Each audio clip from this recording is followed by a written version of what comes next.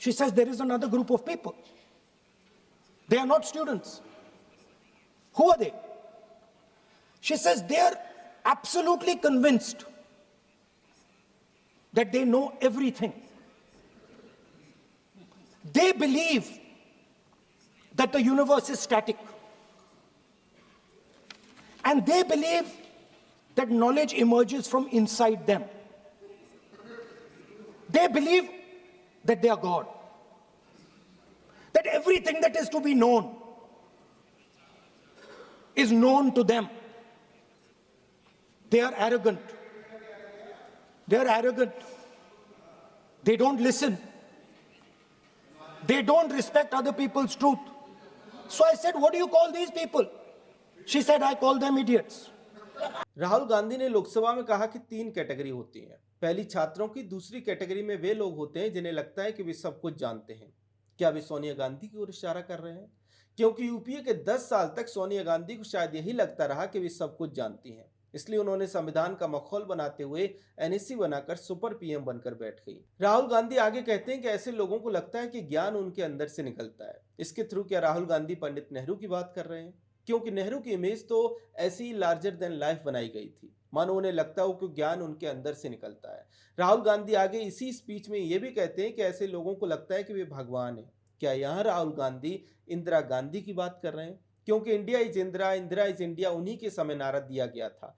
वही दीवारों पर नारे लिखकर गरीबी हटाने की बात करती थी। देश में आपातकाल लगाकर लोगों की नसबंदियां तो कोई ऐसा ही करा सकता है जो खुद को भगवान समझता हो। राहुल गांधी आगे कहते हैं कि ऐसे लोगों को लगता है कि सब कुछ वही जानते हैं और वो एरोगेंट होते हैं। तो क्या राहुल गांधी अपने पिता राजीव गांधी की बात कर रहे थे?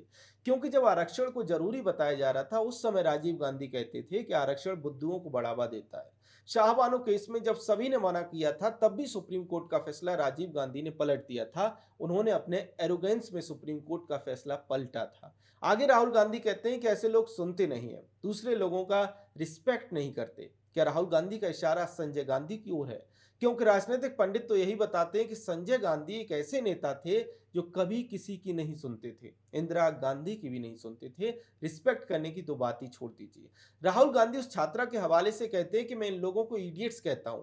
सवाल है कि क्या राहुल गांधी उन सभी लोगों को, इंदिरा गांधी, राजीव गांधी, संजय गांधी, जवाहरलाल नेहरू, सोनिया गांधी को इडियट्स मानते हैं? तो सवाल यह है कि राहुल गांधी किसे इडियट बता रहे हैं? छात्रों को उन्होंने छात्र बता दिया, ठीक है, लेकिन दूसरी जो कैटेगरी उन्होंने बताई उसमें तो उनके कैटेगराइजेशन के अनुसार उनके परिवार के लोग ही फिट बैठते हैं। नेहरू से लेकर सोनिया गांधी तक का राजनीतिक व्यक्तित्व और राजनीतिक फैसले वैसे ही रहे हैं जैसा कैरेक्टराइजेशन राहुल गांधी ने किया। तो क्या वे इन लोगों को मूर्ख कह रहे हैं, इडियट कह रहे हैं? अगर नहीं तो क्या वे देश के लोगों को, देश के मतदाताओं को इडियट्स कह रहे हैं? क्योंकि अगर आप कांग्रेसियों को नहीं कह रहे, छात्रों को नहीं कहते, जिनमें वे क्वालिटी रही, उन नेताओं को नहीं कहते क्योंकि वो आपके घर परिवार के, गांधी परिवार के हैं, तो फिर क्या आप देश के लोगों को इडियट्स कह रहे हैं? अगर नहीं तो क्या राहुल गांधी देश के प्रधानमंत्री के लिए इस तरह की असंसदीय शब्दों का इस्तेमाल कर रहे हैं, या फिर खुद को छोड़कर वे बाकी सभी को इडियट्स कह रहे हैं? खैर, वे आगे तीसरी कैटेगरी की बात करते हैं। तो मैंने उससे पूछा, एक बात बताओ, ये तीसरी कैटेगरी कहां जाती है? ये तीसरी कैटेगरी कहां जाती है? उसने कहा कौन सी तीसरी कैटेगरी? मैंने कहा अंधभक्त। इसको कहां डाला जाए? She says to me, अंधभक्त is a person who is absolutely convinced that another idiot is God. देखा आपने, राहुल गांधी कहते हैं कि एक तीसरी कैटेगरी अंधभक्त भी है। ये वो लोग हैं जो पूरी तरह से इस बात से कन्विंस हैं कि जो इडियट है वो दरअसल भगवान है। सवाल यह है कि राहुल गांधी इसके थ्रू क्या सुप्रिया श्रीनेत की ओर इशारा कर रहे हैं? क्योंकि सुप्रिया श्रीनेत राहुल गांधी की भक्ति में जिस तरह से लगी रहती हैं, उन्हें अंधभक्त कहा जा सकता है, या फिर केसी वेणुगोपाल, जयराम रमेश और पवन खेड़ा की ओर भी इशारा कर रहे हैं।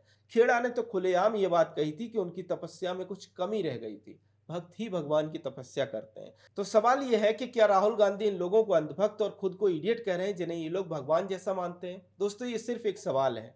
हम एक जिम्मेदार चैनल होने के नाते किसी नेता के लिए कोई व्यक्तिगत टिप्पणी या फिर असंसदीय शब्द इस्तेमाल अपनी ओर से नहीं करते, लेकिन नेताओं के बयानों के आधार पर संविधान के फ्रीडम ऑफ स्पीच के दायरे में रहकर सवाल उठाते रहेंगे। वही सवाल राहुल गांधी के बयान के आधार पर यहाँ उठ रहे हैं। खैर, राहुल गांधी आगे कहते हैं कि देश के गृह मंत्री ने छात्रों पर गोली चलाने के आदेश दिए थे।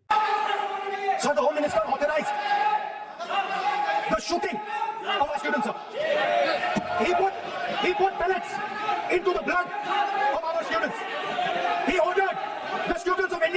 be shot. जबकि सच ये कि छात्र प्रदर्शन में एक भी गोली नहीं चलाई गई, एक भी छात्र के गोली नहीं लगी, एक भी छात्र की जान नहीं गई, किसी एक की भी जान नहीं गई।